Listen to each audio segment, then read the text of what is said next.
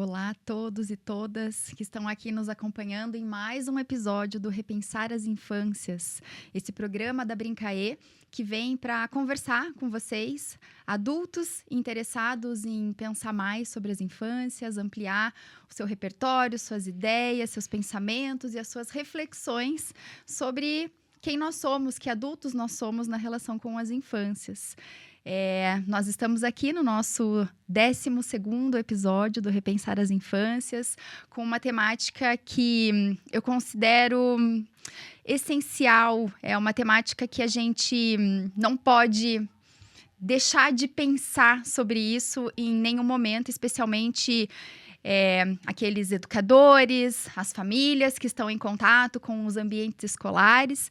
Então, hoje o tema vem para ajudar a pensar sobre isso. Eu sou a Daniele Gross, eu sou a host desse programa, eu sou pedagoga, psicopedagoga, e é um prazer imenso representar a Brincaê nessas conversas do Repensar as Infâncias. Para o episódio de hoje, o tema que nós escolhemos é a relação família e escola, uma construção coletiva para a educação integral das crianças. E para essa conversa, não teria pessoa melhor para estar aqui na minha companhia, para me acompanhar aqui nesse podcast, que a Renata Correia Azevedo. A Rê, como vocês vão ver, me ver chamando ela aqui durante todo o programa, minha amiga do coração e uma profissional que eu admiro demais. A Renata, ela é pedagoga e coordenadora pedagógica da educação infantil, com 20 anos de atuação ao lado da primeira infância. Então, a Renata chega aqui para dar para nós mais subsídios, mais possibilidades de pensamento sobre essa relação, que muitas vezes ela vem da ordem de um encontro, de um bom encontro, mas muitas vezes é do lugar dos desencontros. Mas vocês vão ver que os desencontros não são tão ruins assim como a gente pensa nessa relação. Renata, obrigada pela sua participação, pelo seu aceite em estar aqui com a gente no Repensar as Infâncias. E eu vou começar aqui perguntando para você a pergunta que eu pergunto tradicionalmente para todos os convidados. Renata, quem é você na relação com as infâncias? Olá, pessoal, bom dia. Primeiro, eu quero dizer que é uma honra estar aqui, né? A Dani, sou eu que admiro ela. Tivemos a oportunidade de trabalhar juntas por um periodinho aí de tempo. E ela sempre foi uma inspiração para mim. E uma pessoa com quem eu sempre aprendi muito e aprendo muito. E acho que depois que a gente parou de trabalhar juntas, a gente se aproximou ainda mais, né? Mas, bom, a pergunta é sobre quem eu sou Na relação com as infâncias. E aí, Dani, eu sou essa pessoa que acredita na infância como um território possível da gente mudar o mundo. Ai, você sempre fala sobre isso, né? Sempre do seu falo sobre sonho isso. de mudar o mundo. Sempre. E sabe por quê, Dani? Por 2 motivos. O primeiro motivo é porque eu acredito que estar com as crianças nos traz essa possibilidade de a gente vislumbrar um outro futuro, né? Porque estar com as crianças é pensar na possibilidade real de transformação. E aí o segundo motivo, ele é um motivo bem pessoal e é uma história que eu sempre conto, então talvez tenha gente que já tenha escutado essa história, mas acho que ela fala muito sobre mim e sobre esse meu desejo, sobre o meu motivo de continuar aqui na educação. Que é uma história lá do começo da faculdade. Então, já tem aí seus mais de 20 anos, né? Que uma professora nos convidou a refletir sobre o motivo da gente estar no curso de pedagogia. Uhum.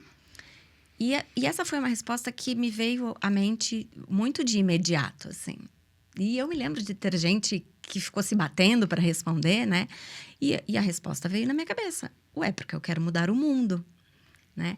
Então, é isso. Eu sempre tive a certeza de que eu queria uma transformação e que o lugar disso é a primeira infância, especialmente, Sim. né? E aí, pode falar, eu não terminei. Continue. Porque parece um desejo grande demais, né? A gente querer mudar o mundo. Mas aí essa é uma coisa que eu falo também bastante, que depois de tantos anos trabalhando com educação, eu posso afirmar com toda certeza que eu mudo o mundo todos os dias, né? Então, a gente que trabalha na educação, a gente tem esse privilégio de poder mudar o mundo. E eu acho que é super importante a gente estar aqui conversando sobre isso, reunindo forças, somando vozes, num momento em que a gente tem uma sociedade que quer nos enfraquecer, que quer desvalorizar os professores. A gente precisa estar junto para reafirmar a importância da educação. Sim, e enfraquecer os professores, enfraquecer o lugar da escola, enfraquecer a potência transformadora desse espaço, né, que a escola assume como a instituição, né, que cuida disso, né, da educação das crianças. E realmente, né, a gente vive aí num movimento contra a maré.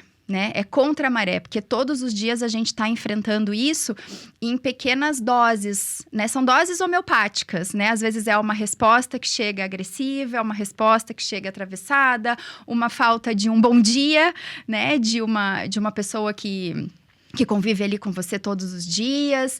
E tudo isso, né, vai minando, eu acho que talvez esse sonho que muitas das pessoas que iniciaram a sua formação em pedagogia no início, né, podem ter sido movidas por isso, em certo momento isso vai se apagando, porque é um lugar de resistência, né, um lugar de resistir todos os dias contra essa corrente que tenta nos enfraquecer. Mas que bom, Renata, que você pode estar aqui e poder semear esse teu sonho, né? Porque eu acho que é isso que você falou. A gente tem que juntar essas vozes, essas forças, para que esse sonho, ele se torne uma possibilidade de a gente esperançar todos os dias, né? E esperançar no sentido do que o nosso mestre fala. Sem perder as esperanças, né? Sem perder as esperanças, sendo movidas para agir, né? Por isso, não nesse lugar de quem espera passivamente, né? Mas de quem entra em ação e se transforma junto enquanto transforma, né? Acho que essa é a boniteza da educação. E aí, para começar, eu vou fazer uma pergunta para você, que a gente vai falar, né? Desse lugar, desse encontro entre escola e família, né? Que é um lugar que eu, na minha visão, vejo fragilizado na atualidade, né? E nesse transcorrer aí de 20 anos da minha atuação também na educação, eu vejo movimentos, né? São movimentos sociais que vão para dentro da escola, né? Que se refletem no interior da escola. E aí eu queria que você contasse para nós como é que você entende a escola como esse território de encontro dessas pessoas, que são pessoas diferentes. São educadores que têm suas formações, né? Suas histórias de vida, famílias que têm suas histórias de vida, né? Crianças que chegam de diferentes formas também, né? E que têm a sua própria história. E assim, na sua experiência, né? O que mais dificulta ou favorece esse encontro entre escola e família, né? Como você percebe essa relação nascendo, essa relação acontecendo todos os dias? Então, Dani, eu acho que a gente nunca pode esquecer que a escola é, primeiramente, o lugar dos encontros, né? Do encontro das crianças, do encontro com os colegas, do encontro com o conhecimento, com o mundo e também do encontro com as famílias, né? É esse lugar onde aquilo que é privado, aquilo que é da família, do individual, vai se cruzar com o que é coletivo, com o que é social, né? Então, ele é um espaço de muita importância, onde as relações vão acontecer. E essas relações, elas precisam ser carregadas de muito respeito, de muito cuidado, de muito afeto. E eu gosto sempre de pensar, né, que Valon dizia que a afetividade é a porta de entrada do conhecimento. E isso não é só para as crianças. Isso também serve para os adultos, esses adultos que compartilham essa tarefa de cuidar e educar. Né? Então, nós temos, junto com as famílias, uma tarefa compartilhada. A gente não pode imaginar uma escola que não seja habitada pelas famílias. Elas precisam estar na escola, a gente precisa, né, dessa relação. E essa relação, ela precisa ser uma relação de muita confiança. Né? Eu acho que a base dessa parceria precisa ser a confiança. É a confiança da família no trabalho da escola, mas é também o reconhecimento da escola enquanto a família como parte essencial desse processo. Né? Então, sim, eu concordo. Acho que é uma relação que anda muito fragilizada. Acho que é um reflexo social desse movimento todo que tem acontecido. Mas educar uma criança precisa sempre ser uma tarefa de muitos, né? E aí eu vou lembrar do provérbio africano, que certamente todo mundo conhece, né? Que para criar uma criança é preciso uma aldeia. Sim. Né? E a infância precisa dessa aldeia. A infância precisa da comunidade, da família e da escola. Né? Para mim, não é possível pensar uma escola em que a família esteja para o lado de fora do portão.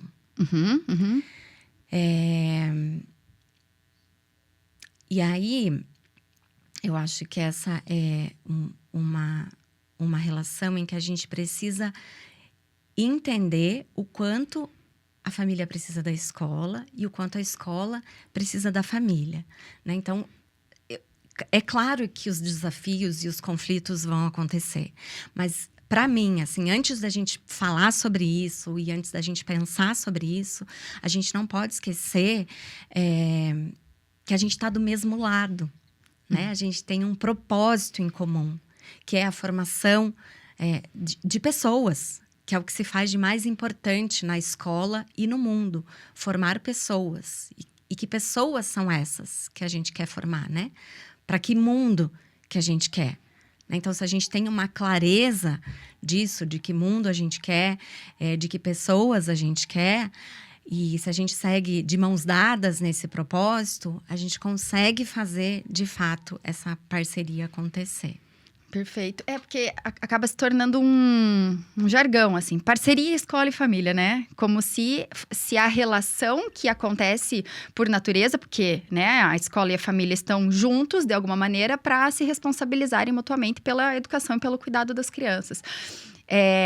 E aí se transforma, né, essa necessidade de estar junto, né, de serem instituições que se cruzam, escola e família se cruzam nesse cuidado, né, e nessa educação.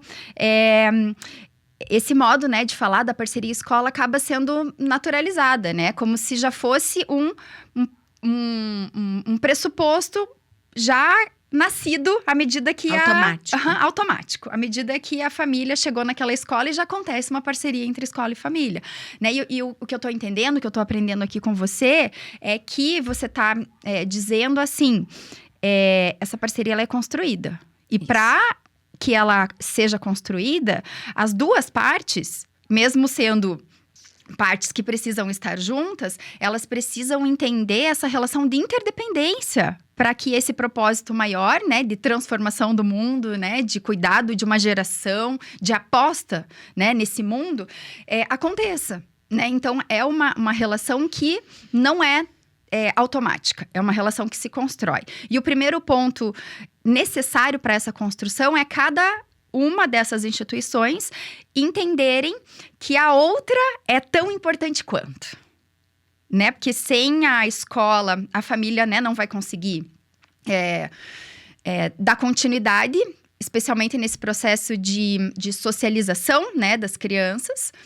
E a escola entender que esse processo referencial, né, da criança que vem do seu seio familiar, ele é tão importante quanto o que se faz dentro da escola, né? Então, essa relação de interdependência e essa relação de que é necessário reconhecer o lugar do outro, né? E quando a gente reconhece o lugar do outro, aí já se abre um caminho ou abre um solo fértil né? Para que as apostas possam acontecer, porque daí é um caminho de aposta, né? E aí você traz a base de tudo isso sendo a confiança, né? A confiança que não sei como é, né? Para as famílias chegarem num espaço em que elas escolhem porque fazem, né, uma visita à escola, gostam, né, do que ouvem, gostam do que veem, né? E é uma construção, né? Como é que você vê essa construção dessa confiança acontecendo? É preciso investimento, né? As relações, os vínculos, esse sentimento de pertencimento, ele não nasce de uma hora para outra, né? Então, a gente precisa investir nessa relação, em pensar em formas da gente fazer de fato com que as famílias se sintam pertencentes a esse espaço, né? Como que elas podem se sentir reconhecidas e convidadas a participar desse universo. Então, é preciso que a escola pense em ações, em formas de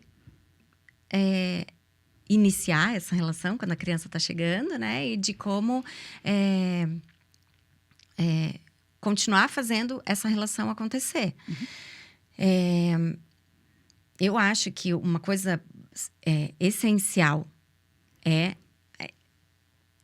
uma escolha feita de forma consciente por parte da família, da escola, né? Porque os propósitos entre a família e a escola, eles precisam estar alinhados, né? Existem várias escolas, existem várias famílias, e não são todas as escolas que são para todas as famílias, né? Então, quando as famílias vão conhecer uma escola, e aí eu entendo que tem uma dificuldade nisso, né? Muitas vezes até por uma falta de compreensão da família do que saber dessa escola, né? E por uma oferta também muito grande, porque infelizmente a gente sabe que as escolas particulares, né? Especialmente, muitas entraram num mercado, assim, né? Então, primeiro, a gente não pode pensar na escola como algo que vai te dar lucro. Essa primeira premissa que a gente vai pensar, mesmo que seja uma escola particular, né? Essa nunca pode ser a função da escola. Sim. Acho que você está me fazendo lembrar de uma coisa que a gente estuda profundamente na pedagogia, que é a função social da escola, né, Renata? Sim. Que existe, né? Por mais que ela tenha se tornado um negócio, né? Nesse nosso modelo de sociedade capitalista, né? Existe por trás disso toda uma função social, né? E que não pode se sobrepor, né? A função de negócio, né? De uma escola não pode se sobrepor a essa função social, né? E eu acho que isso tem, né? Atrapalhado muito essas relações, né? Eu acho que muitos dos conflitos, desses desafios, né? Dessa relação entre família e escola. E assim, né, gente? Eu vou falar dessa realidade da escola particular. Porque é de onde vêm as minhas vivências, né? E da escola da primeira infância, que também é de onde vêm minhas vivências e meus estudos. Mas acho que essas duas questões, elas se cruzam também, né, Dani? A parte de escolher a escola, que não pode ser feita de forma aleatória. Você não pode só olhar uma estrutura física grandiosa ou pensar numa oferta gigantesca de possibilidades e aulas extras que essa escola vai oferecer para fazer a sua escolha, né? Porque o que sustenta uma boa escola é sempre o seu projeto pedagógico, né? E um projeto pedagógico, ele precisa estar alinhado com os propósitos e os objetivos das famílias também, né? E aí, acho que a gente entra nessa questão da função social da escola, e que se a gente for pensar na história da educação infantil, né, ela é muito marcada pelo assistencialismo. Então, a escola foi um espaço criado inicialmente para deixar as crianças, porque as mães entraram no mercado de trabalho. Então, estar na escola era uma necessidade prática, não era uma escolha pedagógica, né? Mas agora não é mais desse jeito, né? Hoje, a gente entende a escola como um direito assegurado por lei às crianças, né? Então, o acesso à escola de educação infantil, ele é garantido pela Constituição Federal, pela LDB, pelo Estatuto da Criança e do Adolescente. Então, a escola não é o lugar onde as crianças ficam para serem cuidadas quando os adultos têm outras coisas para fazer. Eu acho que esse é uma parte muito essencial, né? A escola não é um lugar onde as crianças ficam para serem cuidadas enquanto os adultos estão fazendo outras coisas. A escola é um espaço educativo, um espaço de formação humana, né? De formação ética, estética, política, social, afetiva. E aí, tentando unir, né, essas duas coisas, da escolha da escola e da função da escola, a gente precisa desconstruir, e acho que é um assunto polêmico, né, e a gente precisa falar sobre ele. Precisamos. Mas é desconstruir essa ideia de que a escola particular, por ser paga, torna as famílias em clientes. Né? Então, acho que isso é urgente, assim. Porque a gente precisa pensar na função social dessa escola particular, né? E é isso, eu estou falando dessa escola que está comprometida com o seu projeto pedagógico, não com essa escola que está pensando em lucrar, né, com as mensalidades das crianças. Porque a escola particular, ela existe porque o Estado não dá conta de garantir uma educação pública, gratuita e de qualidade para todo mundo, né? E a gente sabe que a existência da escola particular, ela acaba reforçando as desigualdades sociais, mas a gente não pode esquecer que a escola, mesmo sendo privada, ela é de interesse público. Isso significa dizer que a escola, ela atende aos interesses coletivos, não aos interesses particulares. Né? E os contratos firmados entre escola particular e as famílias, eles são contratos pedagógicos. Eles não são contratos comerciais, né? E aí eu tô falando isso porque a gente da escola particular, a gente escuta muito isso. As famílias vêm com esse discurso, porque veja, eu sou o cliente. Então, você precisa fazer o que eu quero que você faça, né? Só que a escola, nenhuma escola, nem a particular e nem a pública, elas estão a serviço de atender os desejos dos adultos e das famílias. As escolas estão a serviço de formar integralmente as crianças. Né? Então, acho que se o interesse dos adultos se sobrepõe a uma proposta pedagógica, a gente vai minar a autoridade da escola, a gente vai comprometer essa proposta pedagógica, uma proposta pedagógica que é construída sempre coletivamente com as pessoas que se dedicam a pensar a educação, né? Então, acho que esse é um grande ponto, assim, né? A escolha da escola, mas com essa consciência de que você escolhe essa escola pelo seu espaço, porque eu considero que o espaço tem a sua importância, mas especialmente pelo propósito dessa escola, pelos valores dessa escola. Se você não faz essa escolha consciente, e se você acredita que porque você está pagando, você pode ditar as regras, né? Aí a relação, ela vai ser muito truncada. Daí não é a parceria. Daí não tem parceria, daí é cada um de um lado. Sim, né? sim. E a criança, a gente não pode esquecer que quem perde com isso são as crianças. Sim, sim. Porque vai minando uma situação que assim, às vezes, os adultos, né, no seu senso comum vão pensar, mas a criança não sente nada, não tá entendendo nada, é a família, né, que tá brava com determinada situação, né, mas é a criança, né, que tá sentindo, eu vou chamar aqui de atmosfera, né, aquela atmosfera difícil, né, delicada, de uma relação que tá truncada, né. Mas, Renata, eu acho que aqui, eu quero fortalecer esse ponto que você traz, porque eu acho que ele é de interesse interesse e precisa ser disseminado publicamente para mais e mais pessoas, mais e mais adultos, entenderem esse lugar, né, e essa função social da escola. Porque, queira ou não, a gente traz ainda para os dias de hoje esses resquícios disso que você diz, né? Faz pouco tempo que a criança é reconhecida, né, nesse lugar de uma pessoa de direitos, né? Uma pessoa que não está no mundo para se preparar para se tornar uma adulta produtiva, né? Porque a criança, ela é uma criança e ela já, nesse momento em que ela está agindo, ela já está sendo, né? Ela não está sendo preparada para aquilo que vai acontecer com ela depois.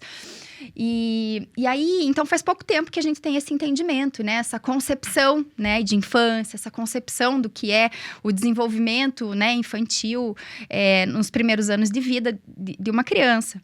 E aí a gente, muito facilmente, a gente traz, né, esses resquícios, essas bagagens de entender a escola como esse lugar de alguém que espera a pessoa mais importante da relação ter os seus afazeres terminados para depois ir lá buscar, né? Então, essa ideia de que o adulto é um ser superior, um ser mais importante, né, do que a criança. Então, para ele poder dar conta dos seus afazeres, né, da vida adulta, ir para o trabalho, estudar, ele precisa contar com uma instituição que cuide, né, do seu filho nesse tempo. E aí, o que a gente está querendo dizer aqui, e é importante que todo mundo se ponha a pensar sobre isso, é que esse tempo, esse lugar que a criança espera, ela não está esperando, né, a pessoa mais importante terminar os seus afazeres. Ela está ali porque ela precisa ter um olhar apropriado, cuidado, um espaço seguro e que ela possa ser e fazer o melhor dela naquele tempo que ela está ali. Né? Então, quando a gente vai encontrar esses espaços, né, escolares para as crianças, a gente tem que poder pensar sobre isso, né? Não escolher, como você disse, aleatoriamente, mas entender essa função, né? Essa função de que nesse lugar é onde a criança vai dar continuidade no seu processo de humanização, né? Porque a gente se torna humano nas relações. A criança vai se encontrar com outros seres humanos nesse contexto coletivo, porque ali é um contexto da diversidade, né? Em casa, ela tá com outras pessoas, né? Tá com pai, tá com mãe, com irmãos, com vó, com tios. Mas o passo de ser inserido nesse contexto de vida coletiva, né, que a escola representa para as crianças, vai trazendo uma riqueza de possibilidades de vida que vai formando quem ela é. E que isso não acontece em outro lugar que não seja a escola pensada para esse fim, né? A escola cuidada para essa finalidade de cooperar nesse processo de humanização mesmo dos seres humanos, né? E de socialização no sentido não só de de agrupar, né? De colocar perto crianças da mesma idade, mas no sentido de viver o que significa estar em uma vida coletiva, seja dos conflitos, seja das diferenças, e a gente não tem conseguido viver isso com tanta naturalidade, né? Viver o diverso, viver o diferente nesse contexto coletivo, às vezes é muito difícil para as famílias ainda. Não sei se você tem, né, percebido isso,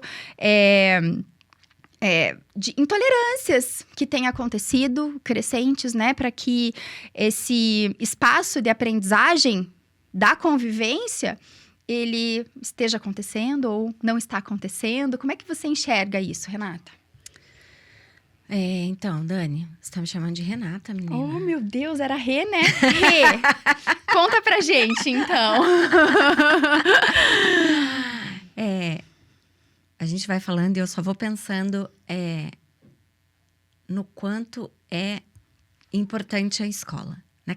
Cada pontinho que você vai falando, eu vou pensando, né, no quanto é essencial a existência da escola. E a escola é esse espaço de coexistir, né? E eu acho que a gente educar para coexistir é urgente. Mesmo. A gente está numa sociedade que é muito intolerante.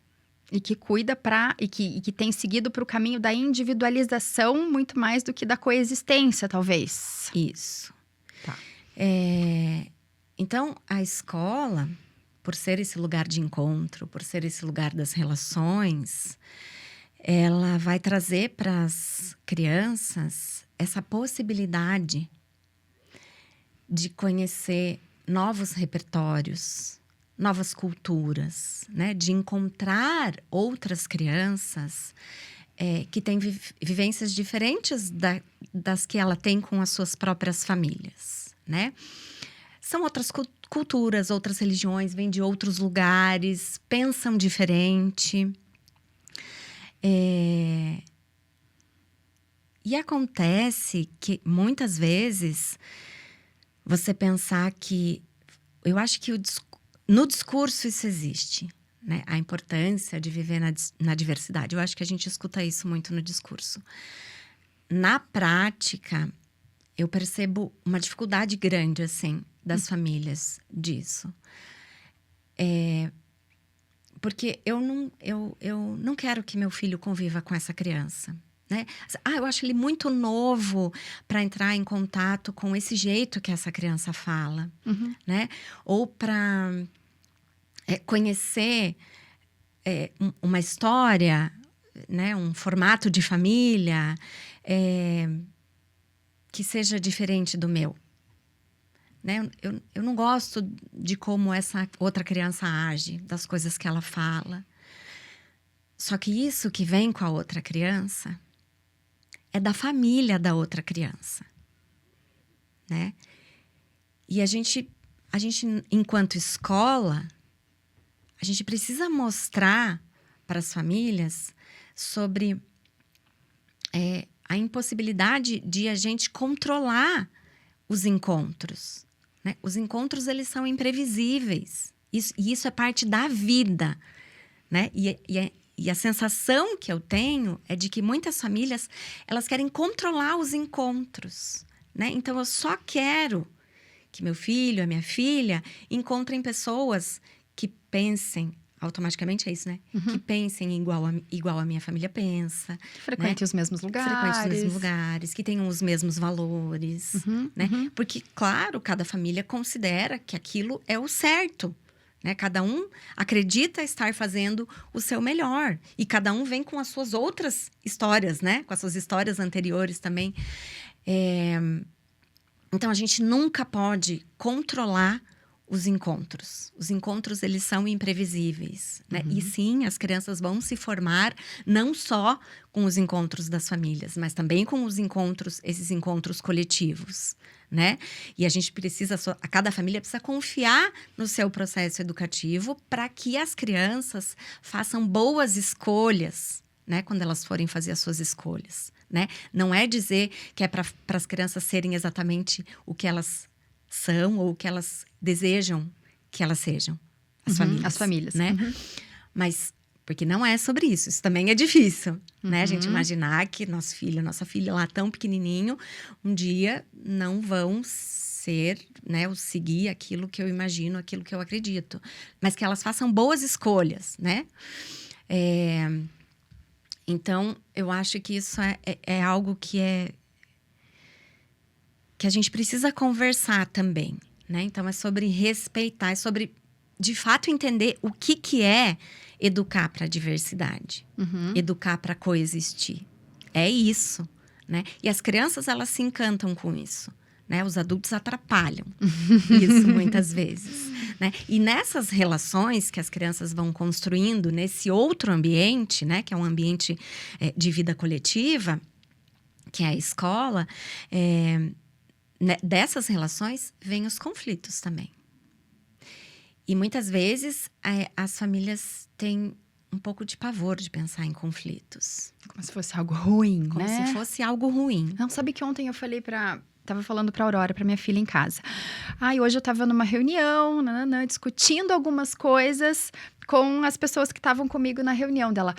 Nossa, mamãe, mas vocês estavam discutindo? Mas isso não é bom, né? E eu falei pra ela, filha, mas discutir é expor, né, os pensamentos e ver, a gente chegar a uma ideia comum, ver o que cada um pensa, que pensa diferente. Discutir não é uma coisa ruim. Então veja, né, que a gente vai também modulando, né, esse entendimento de que ela aprendeu isso também comigo, com certeza, né? Mas ontem eu tive a oportunidade de me flagrar, talvez, né, de ter deixado ela ficar com essa impressão de que discutir, de que entrar num conflito respeitoso, né, não seja algo bom de se viver. Sim. Né? E aí eu acho que é isso que a gente vive com esse medo, né, do conflito. Por essa ideia, né, de que o conflito, né, um debate, uma discussão, vem desse lugar do negativo, porque podem aparecer opiniões diversas, jeitos diferentes. Eu acho que é por uma impossibilidade de lidar com o que é diverso. Entendi. Né? Uhum.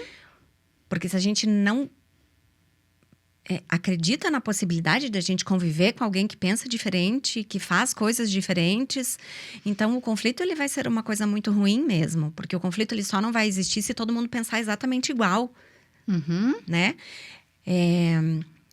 E o conflito, ele é uma oportunidade valiosa de crescimento para as crianças, né? E eu percebo que está aqui mais um lugar de muita importância dessa parceria entre a escola e a família, sabe? Porque juntos a gente pode ajudar as crianças a atravessarem esses momentos difíceis, né? A gente não quer evitar essas situações. Os conflitos existem porque existem as relações. Né? Uhum. Se as crianças aprendem a mostrar para o outro aquilo que ela pensa, né? A confrontar a opinião do outro com respeito, elas vão saber mais do que muitas pessoas adultas hoje em dia, né? Sim. Que acho que a gente vê isso muito forte hoje em dia, acho que por conta das redes sociais especialmente, assim, a gente vê isso muito forte, né? Mas é isso, assim, são oportunidades muito grandiosas, porque a gente só vai aprender a resolver conflitos se a gente viver e se a gente resolver conflito, né? E na escola, a gente faz isso, as crianças fazem isso, muito amparadas. Uhum. Né? Elas não vão fazer isso sozinhas, desacompanhadas, desassistidas. Vai ter sempre um professor que vai fazer isso com elas. E você sabe, Dani, que tem uma coisa que eu acho super importante a gente falar aqui, porque quando eu fui convocada, né, a pensar sobre isso, as coisas foram fazendo muito sentido para mim, né, porque a gente atende as famílias e aí isso fica muito visível para mim. Que é isso, assim, quando uma criança entra num conflito, vive uma situação ali de frustração, né, de sofrimento, a dor dessa criança, ela é real. Uhum. Ela tem um sofrimento real. A gente não está falando de uma vida sem sofrimentos, né? Nem dentro, nem fora da escola, né? Existe uma dor real. E o que acontece é que essa dor, ela provoca uma dor na família também. Uhum. Só que essa dor que vem com a família, às vezes ela é tão insuportável que o que a família deseja é acabar com essa dor. Eu quero eliminar essa dor. E aí, para eliminar a dor, às vezes a gente precisa eliminar o outro. É nesse lugar que a gente entrou. Uhum. Né? Quando a gente não consegue separar a nossa dor de adulto com a dor que o meu filho está sentindo, eu não consigo suportar isso e ajudar, né, a criança a atravessar esse momento difícil. Sim. Enfim, a gente precisa ensinar as crianças, porque uma vida sem sofrimento, ela não existe, né? Uhum. E a gente vai fortalecendo as crianças emocionalmente desde pequenininhas. Então, não existe, assim, uma idade certa para as coisas acontecerem, né? Porque as coisas vão acontecer. A vida vai apresentar as situações. E são nessas situações que a gente precisa estar preparado para ajudar as crianças. A gente não escolhe as situações que vêm, Uhum. né? Sim. A gente está recebendo aqui muitas participações de quem está nos ouvindo na Habla FM, quem está nos assistindo no YouTube da Habla FM também. E eu vou trazer aqui algumas provocações que estão aparecendo desse lugar talvez conflituoso aí que aconteça nessa relação de parceria entre escola e família. Tem um dos ouvintes, uma das ouvintes, a Leila, que é aqui de Curitiba, e ela tá nos provocando a pensar sobre quando acontece na escola, dos pais desautorizarem ou contradizerem as orientações da equipe pedagógica em casa, né? Então, essa coisa, né, do diferente, né? Então, a escola conduz de alguma forma e a escola e os pais tendem a assumir esse lugar de desautorizar aquilo, né, que a autoridade lá da escola, né, de repente, né, tomou como decisão porque entendeu o que estava acontecendo naqueles conflitos. Isso é algo comum que acontece? Como que você tem percebido que possam ser jeitos de lidar para que essa parceria, isso não seja um motivo de cisão entre essa relação família e escola, né? Mas como fazer de uma situação, às vezes, né, de diferentes pensamentos de condução de uma situação, ela possa florescer para talvez, né, tornar aí mais possível essa relação entre família e escola. Oi, Leila. Gente, se isso acontece o tempo todo, né? E isso me parece ter a ver com isso tudo que a gente tá conversando aqui, né? Porque você precisa confiar na escola para aceitar as decisões da escola. Você não precisa concordar com tudo, né? Mas você precisa confiar que as decisões foram tomadas de forma consciente, de forma cuidadosa, de forma coletiva, talvez, né? Você desautorizar a escola, e eu volto a falar sobre isso, né? Se a gente entra nesse lugar de estar em lados opostos, quem está no meio é a criança. Então, quem vai sofrer com isso vai ser a criança, né? Eu acho que é importante as famílias sempre saberem, e eu acho que é isso que a gente precisa fortalecer, né? Sobre a autoridade da escola, né? E a gente entender que a escola é feita por pessoas, né? Pessoas que se dedicam a pensar sobre a educação, sobre o desenvolvimento infantil. É claro que precisa existir espaço para conversar, né? Então, precisa acolher essa família para entender, né? Ali o que aconteceu na situação, o que ela pensou. Mas assim como a gente nunca vai desautorizar as famílias também não podem desautorizar a gente, né? Então, a gente fala muito dessa parceria, mas a gente não pode esquecer das especificidades de cada um, dos limites de cada um, né? Cada um tem o seu papel. Sim. E eu acho que sim, acho que isso acontece bastante. E eu acho que, e volto a dizer, assim, acho que precisa olhar sempre para a escolha que você fez de escola, né? E ter esse espaço para você ir conversar respeitosamente. Porque, gente, a escola também é um espaço de gentileza. Então, assim, se você tá muito nervoso, muito nervosa, escreveu um recado meio mal educado ou bem mal educado, ou quer chegar na escola batendo o pé, para e respira. Porque esse é um espaço de gentileza e é assim que a gente educa e ensina as crianças também, né? A gente educa pelo que a gente né? E não pelo que a gente faz. Exatamente. Né? Então, nossa, meu filho, tem que tratar bem os colegas, não dá para gritar com eles, não dá para bater com eles. Daí a gente chega, né, para conversar com a professora daquele jeito, mas veja, meu filho, né? Então, ali vai por terra, né? Tudo aquilo que a gente pretende, né? Trazer como balizas, né? Pro entendimento e pro desenvolvimento das crianças, né? E é isso, né, Rê?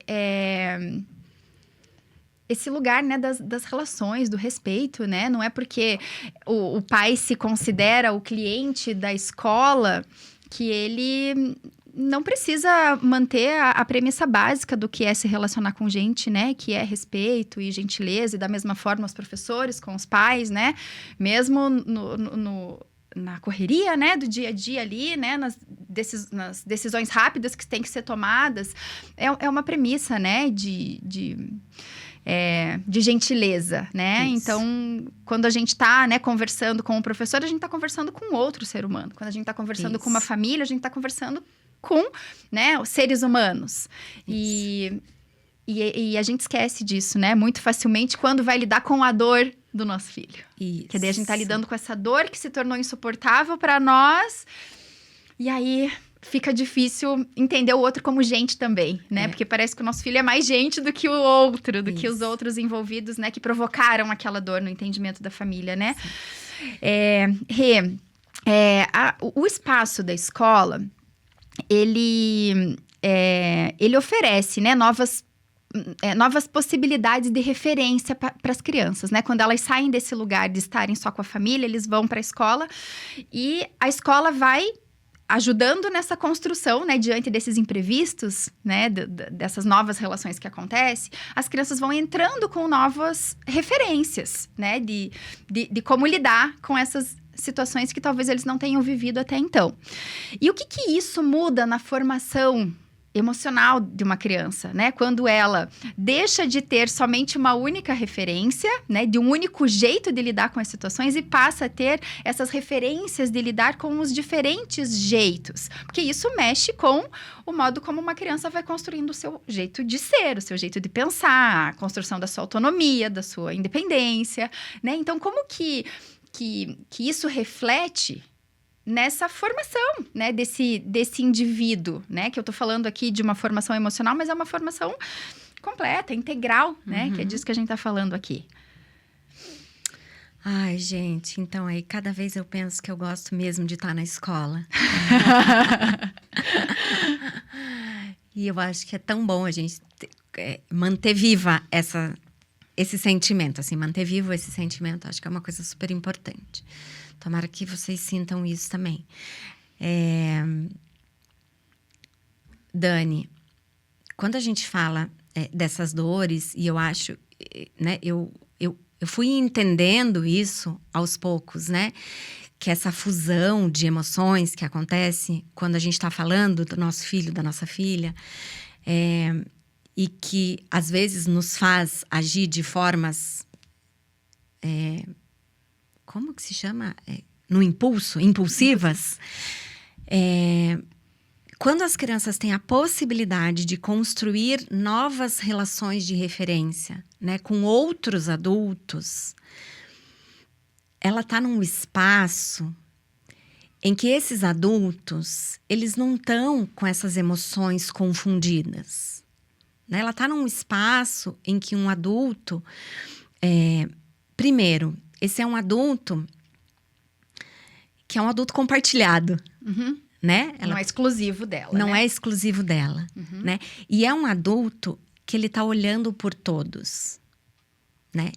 A gente não deixa de olhar para ninguém, mas a gente tá olhando para todos, por todos, né?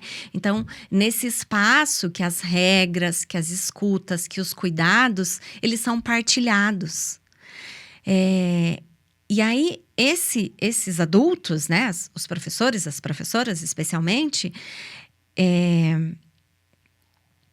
eles não estão agindo com a criança de acordo com as suas próprias dores, com as suas próprias angústias, com os seus próprios medos, com as suas próprias histórias e vivências, né? Ele está agindo num compromisso que ele tem de formação, né, desses sujeitinhos. E eu acho que aqui a gente tem um lugar de muita riqueza, assim, né? E de possibilidade de crescer com uma maior autonomia.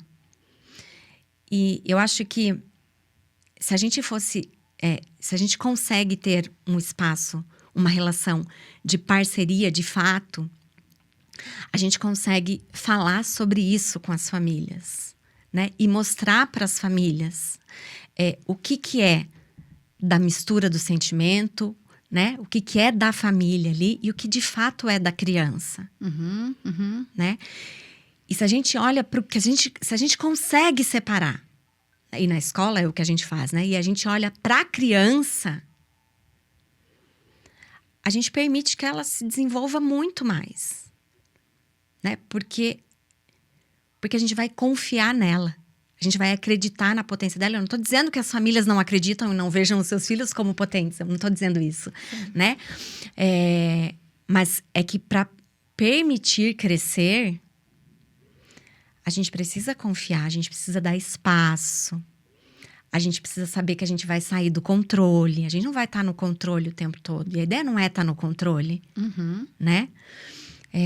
Mas você vai construindo relações mais respeitosas, né? Então, quando se tem um professor que está olhando para todo mundo e que tem um compromisso ético, né? Com a formação ali das crianças, que vai escutar, que está comprometido com isso, eu acho que para as crianças é um ambiente de muita segurança emocional, sabe? Para elas poderem entender sobre os sentimentos que surgem, a falar sobre isso, saber que tem espaço para escuta, a pensar em possibilidades do que se faz com esse sentimento intenso que chega, o que eu posso fazer, o que é aceitável, o que não é aceitável, né? Porque os sentimentos são legítimos, todos, né? Mas as regras estão aí para dizer o que eu não posso fazer com isso, né? E as crianças estão aprendendo, elas estão nesse processo de desenvolvimento, assim, né? Então, na escola, elas estão sendo amparadas, né? Cuidadas e educadas por profissionais que entendem esse processo de desenvolvimento, né? E acho que, assim como a gente tem muito que aprender com as famílias têm muito que aprender com a escola também, né? Então, acho que se a gente tem essa parceria, só quem ganha é a criança. Sim. Porque a criança sempre vai sentir que tem confiança, que tem presença, que tem coerência. E eu fico pensando que as famílias, cada um com as suas histórias, mas pensando em algumas histórias que eu conheço e que já trabalhei, é muito comum, assim, a gente ter uma geração de famílias hoje que tende a uma superproteção, assim, dos filhos, né? De querer evitar essas dores, de querer colocá-los, né, em um lugar de total controle, tanto para não se machucar, né, para não entrar em conflito com um amiguinho na hora que divide um brinquedo, né, de evitar de ir em tal lugar porque pode acontecer tal coisa, né. Então, as famílias têm ido... E eu não estou culpabilizando as famílias, né? Isso é reflexo de uma construção social, né? Mas é o que está presente, né? É a leitura que a gente pode fazer hoje de que existem, sim, essas famílias que tendem a essa superproteção, né? Dos filhos. E aí, eu fico pensando, né? A importância da chegada dessas famílias à escola, quando elas estão disponíveis para realmente, né? Se tornarem essa aldeia em conjunto com a escola, para poderem... ser ajudadas a pensar mais e melhor sobre isso, né? Sobre esse cuidado que não é desmerecedor, né? Cuidar do seu filho, né? Mas esse cuidado excessivo pode ser um impeditivo de desenvolvimento, inclusive. E aí, quando essa família entra em contato em relação com uma escola que pode se sentir à vontade para conversar sobre isso, olha a potência de aprendizagem dos dois lados, né? Primeiro, né? De você conhecer a história dessa família, que tem todo, né, um porquê para que isso esteja acontecendo com ela, e talvez ela ainda nem se reconheça, né, superprotetora, mas a escola pode ajudá-la nisso. E, ao mesmo tempo, a escola ir conversando para poder dar outros parâmetros, outros modelos e alertar sobre esses impedimentos, né, eles trazerem consequências, não vou nem dizer danos, né? Mas são consequências. As nossas escolhas, né, refletem em consequências para o desenvolvimento das crianças. E aí, né, se uma família, né, que tem essa característica chega lá, disponível, disposta, aberta a escutar, em uma escola, disposta, disponível a escutar e conversar juntas sobre... a gente tem aí a faca e o queijo na mão, né? As coisas tendem a se encaminhar quando acontece, né? Essa via de mão dupla, assim. Então, eu fico pensando, né, dessa possibilidade da escola no seu fazer, por termos, né, dentro da escola profissionais comprometidos, especialistas em educação, né, que vão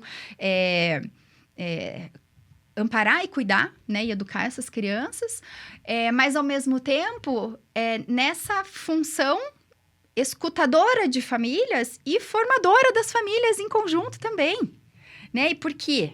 Porque é só nesse bom encontro entre esses adultos que a gente vai liberando os espaços para as crianças poderem ser quem elas são, né? E aí ser quem elas são, nesse sentido de que elas estão amparadas por uma presença que é compartilhada, né? Então, adultos, né, em diferentes lugares, amparando, né, e se tornando presentes para que esse desenvolvimento aconteça e construindo esse percurso que é dessa criança. Como, Renata, que é possível a gente abrir espaço para que a criança construa esse percurso que é dela, quando a gente fala dessa relação escola e família?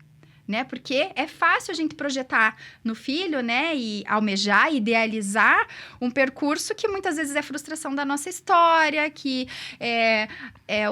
como é o filho do meu irmão, né? Então, a gente vai projetando essas histórias e desejando um filho que não é o meu filho. É o ideal de filho que eu tenho. E aí, a gente precisa abrir espaço para que essas crianças construam sua própria história. Construam seu processo de pensarem por si, de construírem sua autonomia, de se tornarem independentes. Fala um pouco disso pra gente, dessa construção desses serzinhos.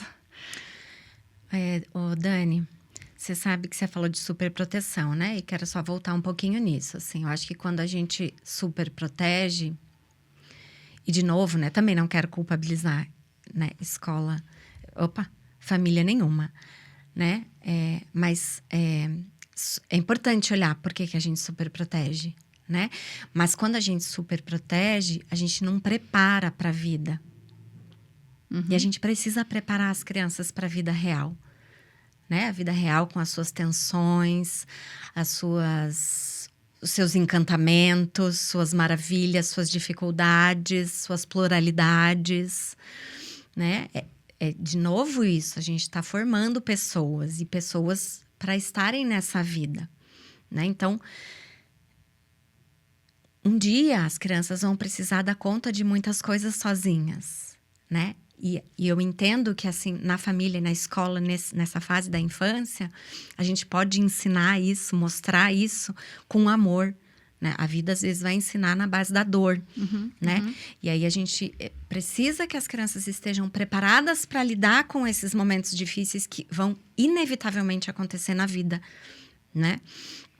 Então, é muito importante que uma família possa se reconhecer superprotetora para conseguir encontrar formas de estar de um outro jeito nessa relação. E eu acho, assim, olha, acho lindo, me emociona muito quando a gente sente que a gente tem com uma família uma parceria nesse nível, assim. Uhum. Sabe? Que a gente sente que a gente pode mostrar essas pequenas coisas e da nossa forma, com as nossas limitações, e ajudando essa família a perceber isso, para que possam perceber os crescimentos, né, do seu filho, da sua filha, e que possam permitir que elas cresçam ainda muito mais.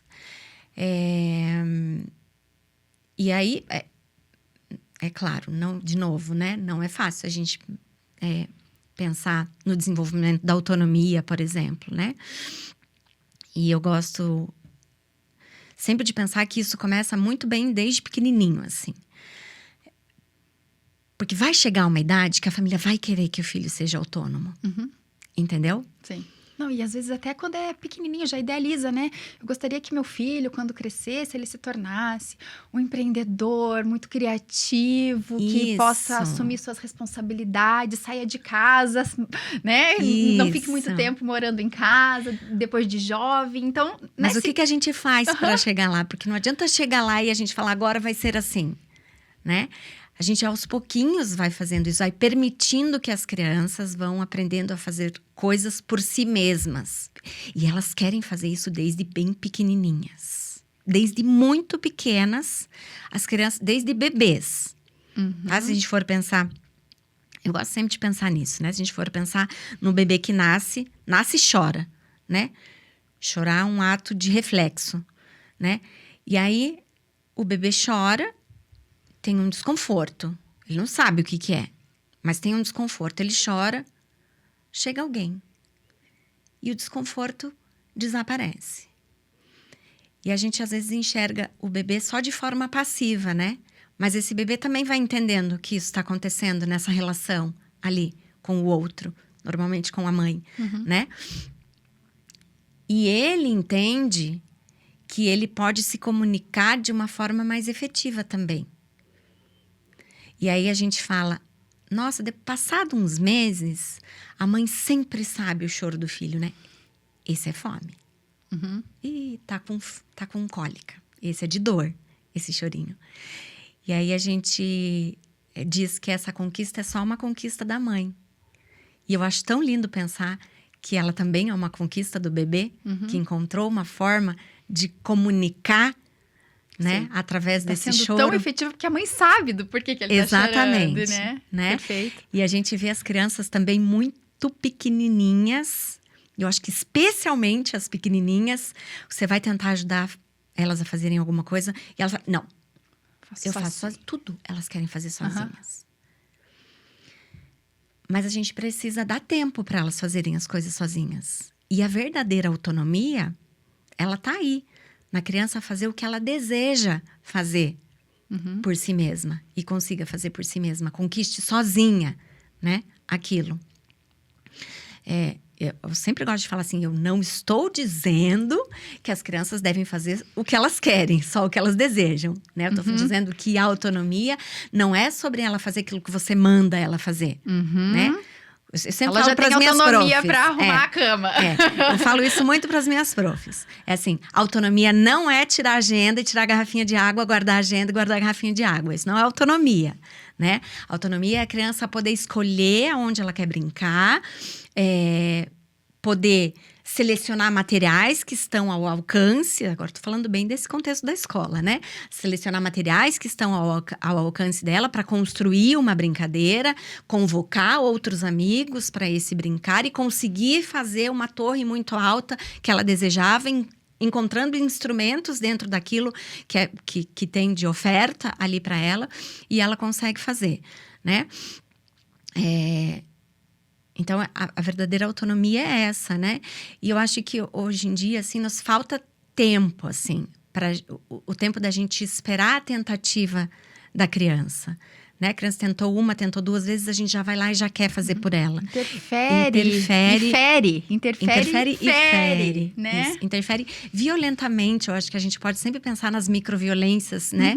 Que a gente acaba fazendo com as crianças, que são essas que a gente nem percebe, do tipo abrir a fralda sem pedir licença. Mas isso também, né?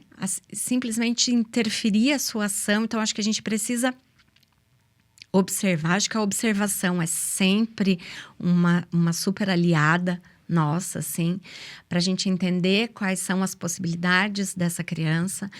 E não é a gente deixar a criança lá desamparada. Quer saber? Vai desenvolver autonomia? Fica aí. Fica aí sozinha. Aprendeu a se virar sozinha. Não.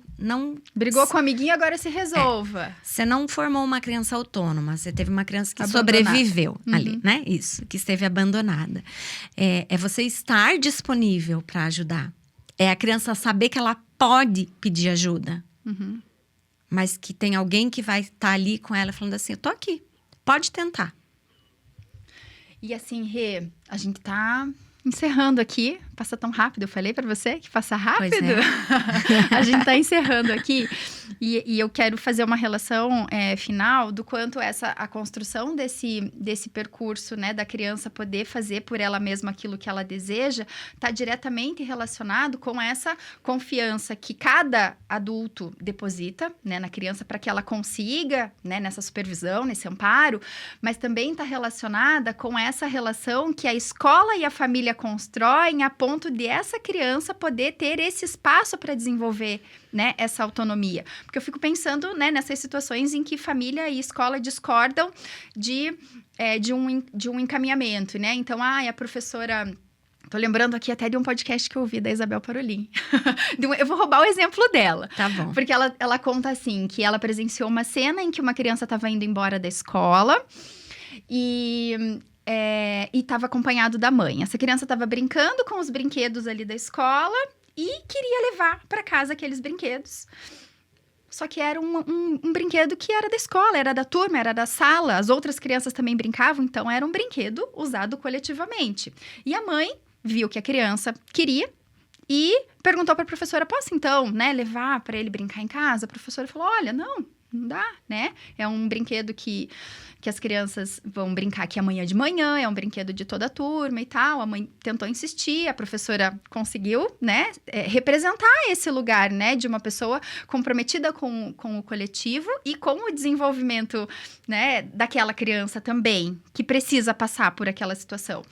E aí, a Isabel contando essa história que ela viveu, aí ela falou, puxa, né, que bom, a professora conseguiu sustentar algo que foi muito importante para o desenvolvimento daquela criança. Mas, no final, a mãe fala assim pro filho, então, tudo bem, né, a prof não quer emprestar, então a gente vai sair daqui e vai comprar um brinquedo como esse para você brincar lá em casa. E aí, eu fico pensando, né, na possibilidade da construção dessa autonomia, dessa vida, né, dessa criança, né, de ela ter, né, tido ali, né, o prazer de uma autoridade, de um adulto, né, cuidando, zelando por ela, e uma mãe que, na melhor das intenções, não conseguiu ali suportar a frustração do seu filho, ofereceu algo que seria... que apaga a possibilidade de uma vivência que é a base da construção disso tudo que depois eles vão fazendo com a autonomia. Que eles vão, né, puxa, não posso, né, usar os brinquedos desse contexto coletivo, né? E tudo bem, amanhã eu volto. Num primeiro momento foi doloroso, mas num segundo momento pode ser menos. Até que as crianças consigam por elas próprias entender e significar cada momento vivido desse, né? Então... eu fico pensando nisso, assim, né? Da importância de firmar tudo o que a gente está conversando até aqui, né? De essa parceria, de fato, ela se tornar esse lugar fértil, né? Em favor das crianças. E para finalizar, Rê, eu quero que você possa falar com as famílias, especialmente aqui que estão nos ouvindo, que você possa deixar para elas, assim, essa mensagem que a gente trouxe agora aqui para o final, falando um pouco da observação, da importância da importância de dar o tempo para as crianças, para que elas possam continuar pensando sobre isso, sabe? E não muito lidarmos, assim, com isso que é muito provocativo no dia a dia, que é o imediatismo, né? Mas isso que é de enorme benefício para as crianças, né? Da gente abrir esse espaço para que elas sejam olhadas, observadas, né? E a gente dê esse espaço dessa construção da história de cada um deles. Então, Dani, eu acho que uma coisa que a gente precisa sempre lembrar é que as crianças, elas precisam de adultos que se mantenham inteiros, mesmo diante... da frustração delas, do sofrimento delas, né? Então, essa história que você conta é de uma mãe que não pôde se manter inteira. Ela não sustentou o sofrimento da criança, né? E a gente fortalece as crianças emocionalmente quando a gente se mantém inteira. Quando ela não está inteira. Uhum. Né? E elas precisam da gente inteiras. Isso vai fazer com que elas cresçam com uma segurança emocional muito grande. Então, eu acho que é isso, assim, eu acho que se as famílias puderem, eu tô falando nesse lugar da escola, né, eu represento a escola, mas se as famílias puderem confiar nas escolas que elas escolheram, né, e puderem se abrir para essa escuta, a gente tem muito para falar sobre as crianças de um outro lugar, com um olhar totalmente diferente, né? Com inclusive uma formação diferente, um olhar que ele é técnico, né? Ele não é não afetivo, né? Ele não é só técnico, mas ele também é técnico, né? Então, a gente pode fazer uma parceria super grandiosa que vai beneficiar as crianças, né? E a gente tá do mesmo lado. A gente precisa caminhar de mãos dadas, né? A gente tem um propósito em comum. E a gente pode mudar o mundo juntos. Acho que é isso. Ai, que delícia, gente. Então, eu quero agradecer demais aqui, Rê, a tua presença, a tua participação. Generosa demais, encantadora, porque aqui tivemos comentários de pessoas falando, nossa, parece que a Renata ama o que faz. Eu amo mesmo, gente. Então, essa troca, essa possibilidade de te escutar, né, com amor, com um brilho nos olhos, com generosidade, com muito respeito, né, acima de tudo. Então, é muito importante, né, que a gente consiga disseminar isso cada vez mais. E você ter vindo até aqui para trazer tudo isso que você trouxe é de uma alegria gigantesca. Muito obrigada. Eu que agradeço. E, gente, eu vou relembrar aqui o tema, né, do nosso encontro de hoje, que é sobre a construção da educação integral como uma jornada coletiva. Não esqueçam disso, não esqueçam desse provérbio africano que a Renata trouxe, né, logo no início, e que é tão conhecido por todos nós, mas vamos lembrar com profundidade disso em nossos dias, né? É uma construção coletiva. Para a gente educar as nossas crianças, a gente precisa dessa aldeia toda, a gente precisa desses olhares atentos de todos os adultos que estão envolvidos, né? E aí, eu tô falando desde quem tá se relacionando diretamente com a criança no dia a dia, né, até a questões de políticas públicas, né? Então, a gente precisa estar com esse olhar voltado para as crianças, para que a gente possa transformar, né? E a gente possa mudar esse mundo juntas e juntos com a Renata. E aí, eu aguardo vocês no nosso próximo episódio, daqui 15 dias. Na sexta-feira, das 10 às 11, nos encontramos aqui novamente no Habla FM e desejo que vocês tenham aí boas reflexões e também visitem o nosso site www.somosbrincae.com.br. Se quiserem continuar refletindo junto com a gente, trazendo perguntas, questões, nos mandem mensagem no Instagram, @somosbrincae, que vai ser um prazer continuar essa conversa com vocês. Até a próxima!